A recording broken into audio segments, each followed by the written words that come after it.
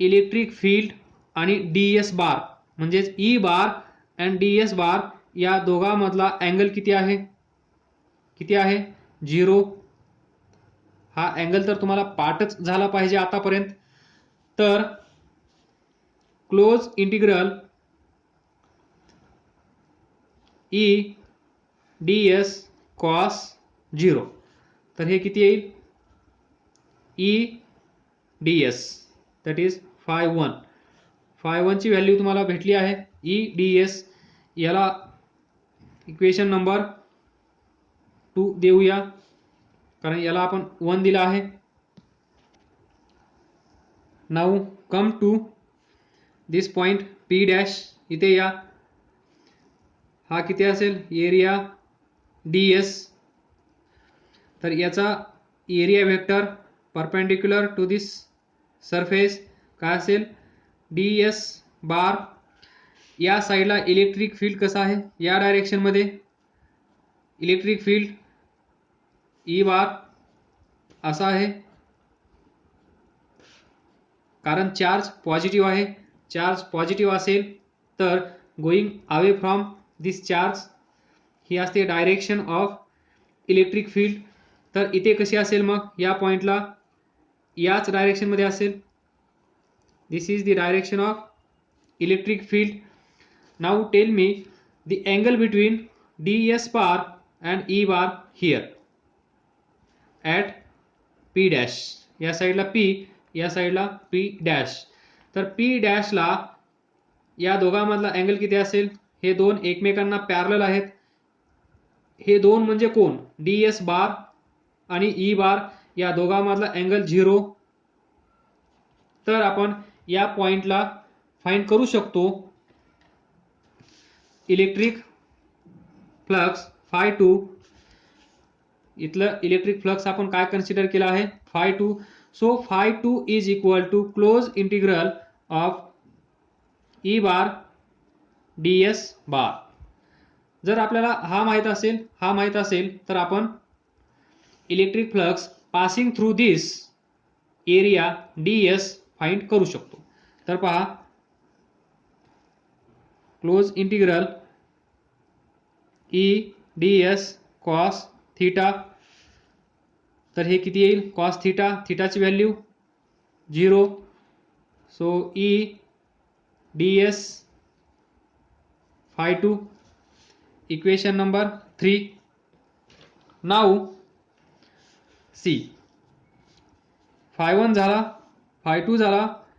Now phi3. phi3 कुठे आहेत? हा जो कर्व सरफेस आहे, हा टोटल, हा सरफेस, हा सरफेस, हा सरफेस आणि हा सरफेस. या सरफेस मधून पण इलेक्ट्रिक फ्लक्स जात असतील.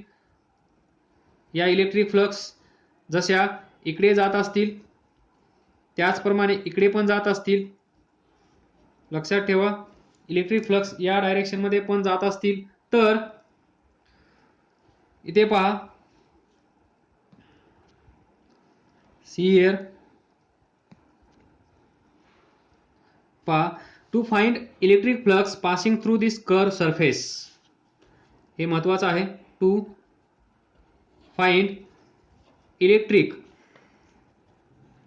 फ्लक्स पासिंग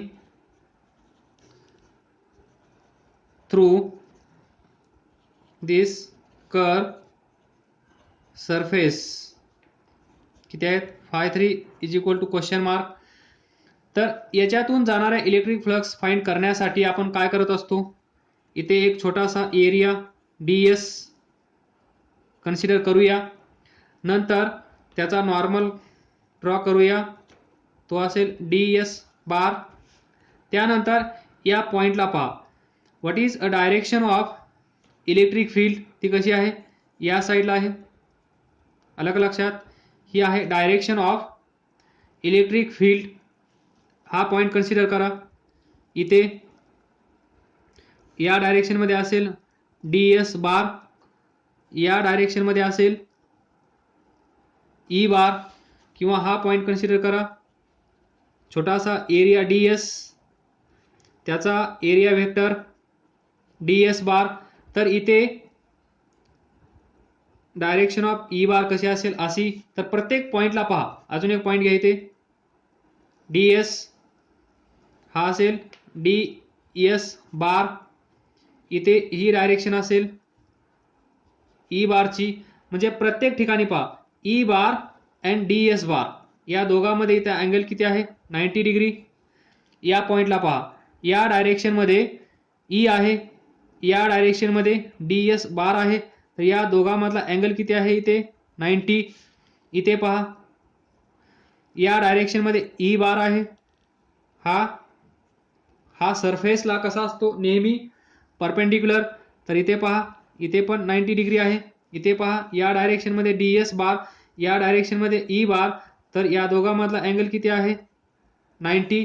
कुठलाही पॉईंट घ्या, हा जो कर्व सरफेस आहे, हा कर्व सरफेस, तर इथे पॉईंट घ्या, इथे इलेक्ट्रिक फील्ड असा असेल, डी एस बार असा असेल. इथे पॉईंट घेतला तर डी एस बार असा असेल, या डायरेक्शनमध्ये इलेक्ट्रिक फील्ड असेल. प्रत्येक ठिकाणी पहा या दोघांमध्ये अँगल किती आहे 90 degree. So in this case to find electric flux passing through curve surface, theta is 90 degree, that is pi by 2. Now we know that the equation how to find electric flux passing through this curve surface. These are phi 3 close integral E bar dot ds bar, तर close integral E ds cos theta close integral E ds cos pi by 2, cos pi by 2 ची value 0. So phi 3 is equal to काय येईल 0. म्हणजेच हा जो surface आहे हा curve surface, या कर्व सरफेस मधून जाणाऱ्या इलेक्ट्रिक फ्लक्स किती असतील 0. किती असतील इलेक्ट्रिक फ्लक्स 0, कारण E bar and D S bar are perpendicular to each other. हे आपण पहिल्या का दुसऱ्या लेक्चरमध्ये पण डिस्कस केलं होतं. आय होप तुम्हाला हे पाठ झाला असेल. तर आपल्याला phi 1 भेटला आहे, phi 2 भेटला आहे, phi 3 भेटला आहे. Now we can find total electric flux passing through these 3 surfaces. So total electric flux, that is phi is equal to phi 1, phi 2, phi 3. phi 1 ची व्हॅल्यू किती आहे, phi 1 ची value phi 1 close integral, that is equation number 2 I think, E ds बरोबर, plus phi 2 close integral E ds phi 3 0, हा 0 आहे. तर total flux electric flux integral close integral E ds plus close integral E ds, equation number हा 4, तर हा असेल 5. तर इथे पहा हा जो सरफेस आहे हा cylindrical surface, that is Gaussian surface. या गॉसियन सरफेसचा हा एरिया किती कन्सिडर केला होता आपण, cross sectional area A. Cross sectional area A आहे लक्षात, क्रॉस सेक्शनल एरिया ए हा 9 C is equal to E again कसा आहे सेम. phi 1 कुठे आहे, phi 1 राईट साईडला आहे. इथे छोटीशी डायग्राम काढतो मी. इथे असेल ते प्लेन सीट, इथे P डॅश, इथे P, इथे असेल इलेक्ट्रिक फील्ड E, इथे असेल इलेक्ट्रिक फील्ड E. हे डिस्टन्स R, हे डिस्टन्स पण R, या साईडला पण R, या साईडला पण R. म्हणून इथे जे इलेक्ट्रिक फील्ड असेल तेच इलेक्ट्रिक फील्ड इथं असेल असं आपण डिस्कस करून झाला आहे. म्हणजेच ई आणि हा ई कसा असेल सेम. तर ई बाहेर घेतला close integral D S plus इथे पण ई आपण बाहेर घेतला close integral D S. What is integration of D S? Integration of D S हा जो सरफेस आहे हा सरफेस किती आहे, याचा क्रॉस सेक्शनल एरिया किती आहे ए, याचा क्रॉस सेक्शनल एरिया किती आहे ए. आपण याला डी एस कन्सिडर केला आहे, पण हा टोटल इंटिग्रेशन घेतल्यानंतर डी एस म्हणजेच काय आहे ए, हा डी एस म्हणजेच काय आहे A. So total area this and this किती आहे ए प्लस या साईडला ई, हा एरिया टोटल केला तर इंटिग्रेशन आपण घेत आहोत म्हणजेच ॲडिशन होत आहे म्हणजेच आपण टोटल करत आहोत. तर छोटासा एरिया डी एस असेल, त्याच्या शेजारी डी एस असेल, त्याच्या शेजारी डी एस असेल, हे 3 डी एस जर आपण ॲड केले तर आपल्याला टोटल एरिया भेटतो. म्हणून डी एस आणि इथे D S is equal to A आपण कन्सिडर केलं आहे म्हणून त्याच्या जागेवर, कारण इथे टोटल एरियाच किती आहे डी एस, त्यालाच आपण ए कन्सिडर केला आहे. हे किती येईल 2 ए फाय. तर total electric flux passing through this surface and this surface, कारण याच्यातून तर 0 जात आहेत हे आपण पाहिलं. म्हणजे या ज्या इलेक्ट्रिक फ्लक्स आहेत या सरफेसमधून आणि या सरफेसमधून जात आहेत. तर याच्यामधून किती जात असतील ई ए, याच्यातून ई ए, एवढ्या. याला म्हणा इक्वेशन नंबर 6. 5 झाला आहे 6. म्हणजेच जेव्हा आपल्याला इलेक्ट्रिक फ्लक्स भेटतील तेव्हा इमिडिएटली आपल्याला आठवण येईल ती त्या इक्वेशनची, दॅट इज गॉस लॉची. गॉस लॉ काय असतो, phi is equal to E bar D S bar is equal to Q in divided by epsilon naught. तर आपल्याला ही साईड भेटली आहे. आपण जे आतापर्यंत डिस्कस केलं आहे ते म्हणजे हे आहे, फाय इज इक्वल टू हा फॉर्म्युला यूज केला आणि हे आपण फाइंड केलं. नाऊ हे इक्वेशन आपल्याला, आणि ह्या ज्या इलेक्ट्रिक फ्लक्स आहेत या इलेक्ट्रिक फ्लक्स कशाच्या बरोबर असल्या पाहिजेत, दिस, त्यालाच तर आपण म्हणतो Gauss law. This total electric flux passing through close surface, इथून जाणारी नाही, फक्त या सरफेस मधून जाणाऱ्या या कशाच्या बरोबर असल्या पाहिजेत, Q in divided by epsilon naught. या सरफेस मध्ये असणारा चार्ज, त्या चार्जला डिवाइड करायचा आहे ॲप्सिलॉन नॉटनी, ते असेल याच्या इक्वल. हे आपल्याला भेटलं आहे. याला आपण इक्वेशन 1 असं नाव दिलं आहे. सो फ्रॉम इक्वेशन 1 अँड 6 पहा. आता हे थोडंसं व्यवस्थित लिहितो तुम्हाला समजेल असं. Phi is equal to Q in divided by epsilon naught. इथे पहा हे इक्वेशन आणि हे इक्वेशन, या दोन इक्वेशनच्या लेफ्ट साईड पहा. फाय या इक्वेशनची लेफ्ट साईड पहा, फाय सेम असतील तर राईट साईड पण सेम असतील. हे मॅथमॅटिक्स 4th 5th स्टँडर्डचं कशाला सांगता सर, सगळं माहिती आहे आम्हाला. 2a e is equal to Q in divided by epsilon naught. पण इथेच आपलं काम झालेलं नाही आहे. इथून आपण फाइंड करू शकतो value of E. E is equal to Q in divided by 2 इकडे येईल, ए इकडे येईल आणि हा ॲप्सिलॉन नॉट. म्हणजे हे जे प्लेन सीट आहे या प्लेन सीटच्या या पॉईंटपासून या पॉईंटला हे डिस्टन्स किती कन्सिडर केलं आपण, आर, बरोबर. तर या पॉईंटला व्हॅल्यू ऑफ ई किती आली, हा पॉईंट. आता इथे असा सिलेंड्रिकल सरफेस काढायची गरज नाही तुम्हाला, बस डेरिवेशन आपलं कंप्लीट झालेलं आहे. तर हा पार्ट आता विसरून जा. फक्त सिंपल लक्षात ठेवा हे प्लेन शीट, या प्लेन शीटच्या समोर एक पॉइंट आहे पी, त्या पी पॉइंटला इलेक्ट्रिक फील्ड किती आहे ई. मग या ई ची व्हॅल्यू आपण फाइंड करत होतो, ती किती आहे Q in divided by 2 A epsilon not. Where अजून आपण पोहोचलेलो नाहीये, थोडंसं काम बाकी आहे. तर ते काम कोणतं बाकी आहे ते पहा. क्यू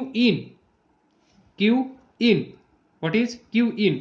इथे चार्ज किती आहे plus plus plus plus plus plus plus plus plus plus plus, ही झाली माझी रांगोळी. हा चार्ज आहे या प्लेन शीटवर, या प्लेन शीटवर एवढा चार्ज आहे. तर पहा, आणि याचा एरिया आपण ए कन्सिडर केला आहे. तर इथे व्यवस्थित लक्ष द्या. हे जे प्लेन शीट आहे, या प्लेन शीटवर जो चार्ज आहे त्याची चार्ज डेन्सिटी किती आहे, चार्ज डेन्सिटी किती आहे सिग्मा, म्हणजेच चार्ज पर युनिट एरिया. एका युनिट एरियामध्ये एवढा चार्ज आहे. तर या प्लेन शीटचा किती एरिया या सिलेंड्रिकल सरफेसने व्यापला आहे, येते का लक्षात. डबल सांगू, चार्ज डेन्सिटीचा अर्थ समजतो. चार्ज डेन्सिटी म्हणजे एका युनिट एरियामध्ये चार्ज किती आहे. हे प्लेन शीट असेल, हा युनिट एरिया, हे युनिट एरिया समजा. याच्यामध्ये जेवढे चार्ज असतील तेवढेच चार्ज इथे असतील, तेवढेच इथे असतील, तेवढेच इथे असतील, तेवढेच इथे असतील, तेवढेच इथे असतील, तेवढेच इथे असतील, तेवढेच इथे आणि तेवढेच इथे. याला आपण म्हणतो सिग्मा. इथे सिग्मा, इथे सिग्मा, इथे सिग्मा, इथे sigma, sigma charge per unit area. जर तुम्हाला चार्ज पर युनिट एरिया माहित असेल, समजा चार्ज पर युनिट एरिया किती आहे सिग्मा, आणि तुम्हाला सांगितलं हे जे प्लेन शीट आहे, या प्लेन शीटचा एरिया आहे 20 मीटर स्क्वेअर, आणि तुम्हाला माहित आहे 1 मीटर स्क्वेअर मध्ये चार्ज किती आहे, चार्ज डेन्सिटी किती आहे एका मीटर स्क्वेअर मध्ये 20 कुलोम. तर तुम्ही फाइंड करू शकता का 20 मीटर स्क्वेअर मध्ये क्वेश्चन मार्क. तर क्रॉस करून तुम्ही x ची व्हॅल्यू फाइंड करू शकता. तर हेच लॉजिक इथे यूज करायचं आहे आपल्याला. फक्त पहा, हे प्लेन शीट आहे, हे समजलं ना तुमचं काम झालं. याच्यामध्ये चार्ज आहे भरपूर सारा या प्लेन शीटमध्ये. या प्लेन शीटचा एरिया ए आहे. इथे लक्ष द्या, याचा पण एरिया ए आहे आणि याचा पण एरिया ए आहे. तर थोडंसं इथं लक्ष द्या, हा ए वेगळा, हा ए वेगळा. तर याचं काम नाहीये या एरियाचं, त्यामुळे हा ए याच्यामध्ये मिक्स होणार नाही, त्यामुळे टेन्शन घेऊ नका. तर पहा, इथे असेल हा सिलेंड्रिकल सरफेस, आलं लक्षात, हा सिलेंड्रिकल सरफेस याच्यातून जात असेल. तर याच्यामध्ये चार्ज डिस्ट्रीब्यूट झालेला आहे. तर 1 2 3 4 5 6 7 8 9 याच्यापेक्षा सोपं करून सांगता येणार नाही. तर पहा, इथे जर मी एक सरफेस एवढा पोर्शन कट केला, तर एवढ्या पोर्शन मध्ये किती पॉझिटिव्ह चार्ज आले मोजा. 1 2 3 4 5 आले. तेच मी इथं सांगत आहे तुम्हाला. हा जो प्लेन शीट आहे, या प्लेन शीटवर जो चार्ज आहे, त्या चार्ज पैकी हा चार्ज भरपूर आहे, आपल्याला माहित नाही, भरपूर चार्ज आहे. या चार्ज पैकी या सिलेंड्रिकल सरफेस मध्ये किती चार्ज आहे हे जर तुम्हाला फाइंड करायचं असेल, तर सिंपल लॉजिक यूज करावं लागेल. तुम्हाला माहित आहे सिग्मा, याला आपण काय म्हणतो, चार्ज डेन्सिटी. आणि जर तुम्हाला चार्ज डेन्सिटी माहित असेल आणि हा एरिया माहित असेल ए, तर एवढ्या एरियामध्ये किती चार्ज आहे हे आपल्याला टोटल फाइंड करता येतं. That is Q in. आपल्याला फक्त एवढ्या सरफेस मधला चार्ज पाहिजे. या बाहेरच्या चार्ज वरून आपल्याला काहीच देणं घेणं नाहीये. इकडे चार्ज कितीही असू दे, आपल्याला चार्ज पाहिजे तो क्यू इन. क्यू इन म्हणजे charge, total charge enclose by this Gaussian surface. हा गॉसियन सरफेस आहे. या गॉसियन सरफेस मध्ये किती चार्ज आहे हे आपल्याला फाइंड करायचं आहे.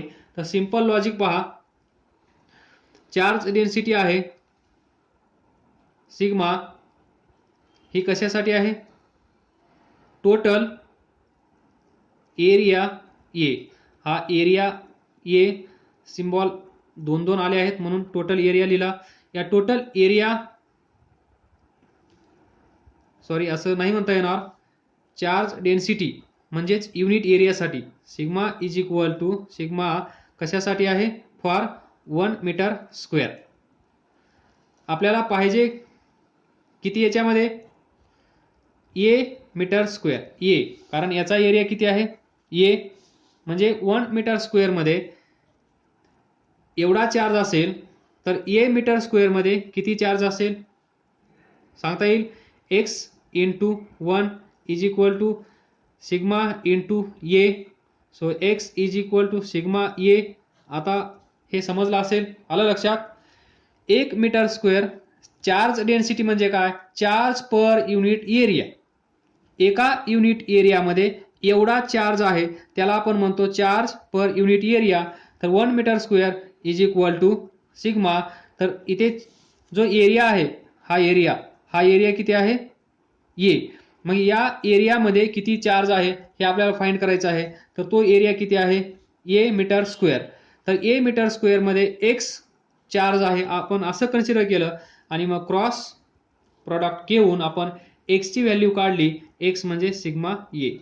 तर या सिलेंड्रिकल सरफेसमध्ये, या गॉसियन सरफेसमध्ये टोटल चार्ज किती भेटला आपल्याला? किती भेटला? Sigma A. That is equal to Q in. हा आहे Q in, total charge enclose by this Gaussian surface. Now we can write this star equation. याला स्टार म्हणा. Now see here star. Star पासून आपण असं लिहू शकतो E is equal to Q in ची व्हॅल्यू किती आली आपल्याला? सिग्मा ए डिवायडेड बाय, हा ए पहा कुठला आहे? हा ए आहे, divided by 2a epsilon not. हा ए कॅन्सल होऊ शकतो. So E is equal to sigma upon 2 epsilon naught. This is the final answer of this lecture. Electric field intensity लिहा. This is electric field intensity due to plane sheet infinite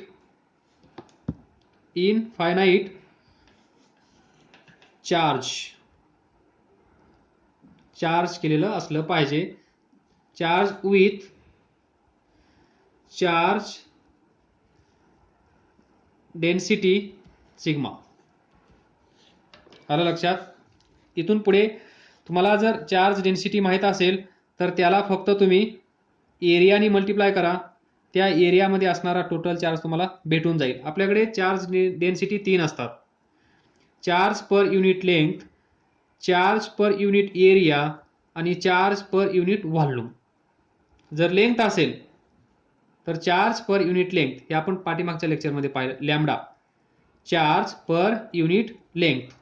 याच्यामध्ये काय आलं? Sigma.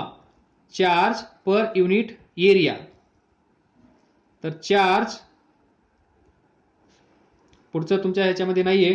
Charge per unit volume तिथे असेल density, हा symbol असेल.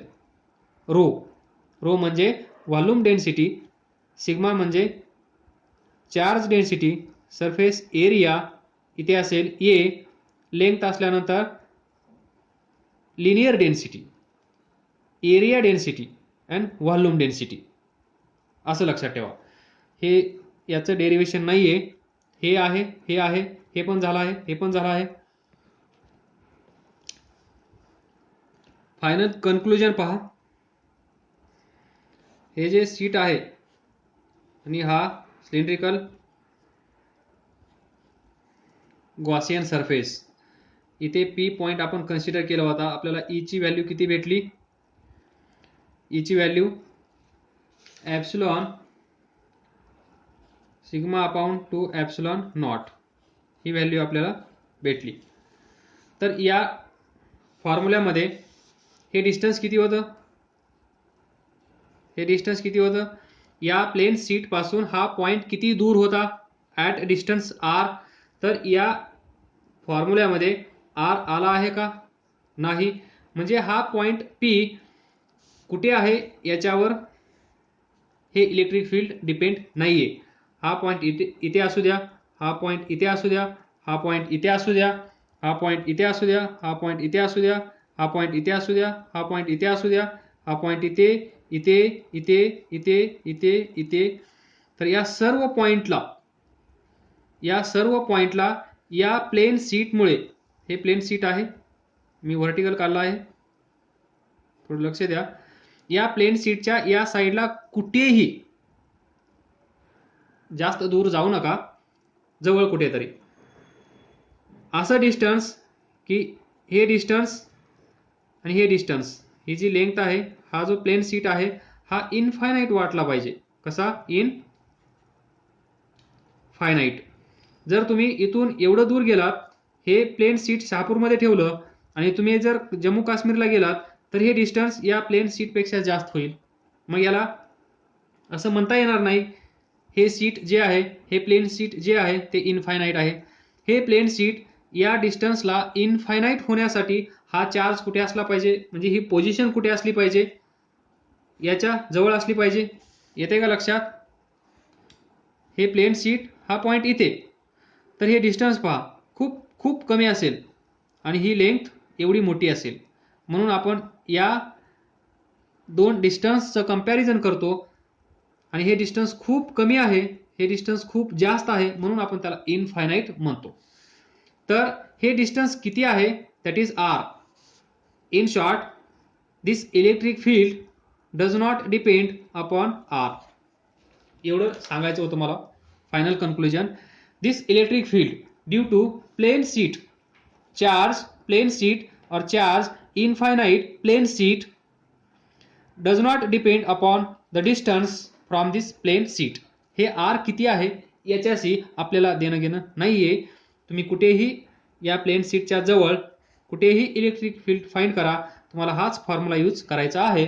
Distance त्यांनी कितीही देऊ द्या, ते डिस्टन्स कन्फ्युजन करण्यासाठी दिलेलं असेल, तर तुम्ही डिस्टन्स यूज केलं नाही म्हणून टेन्शन घेऊ नका, कारण याच्यामध्ये डिस्टन्स नाहीच आहे. ड्यू टू प्लेन शीट, कुठेही हे लॉजिक यूज करू नका. Only in plane sheet, infinite plane sheet मध्येच फक्त ते डिस्टन्सवर डिपेंड नाहीये. अदरवाईज पहिल्या दोन केसेसमध्ये ते डिस्टन्सवर डिपेंड आहे. हे पण लक्षात ठेवा. Electric field due to uniformly charge spherical shell और हॉलो स्पियर, त्याच्यामध्ये ते r वर डिपेंड आहे. त्यानंतर electric field intensity due to infinitely long straight charge wire, याच्यामध्ये पण ते r वर डिपेंड आहे, पण याच्यामध्ये ते r वर डिपेंड नाहीये. Please note this most important conclusion, and thus we have completed the application of Gauss laws. याच्या पुढच्या लेक्चरमध्ये एक लेक्चर मी या तिघांचे एक किंवा दोन सम न्यूमेरिकल्स डिस्कस करेन. त्यानंतर आपण पुढच्या थेअरीला सुरुवात करूया. काय समजलं नसेल, हे कन्फ्युजनचा पार्ट आहे, हे लवकर इमॅजिन होत नाही, तर तुम्ही अभ्यास करत असताना विचारत जा. प्रत्येक टॉपिक विचारत जा, अभ्यास करत राहा, पुढे जात राहा. All the best. थँक्यू.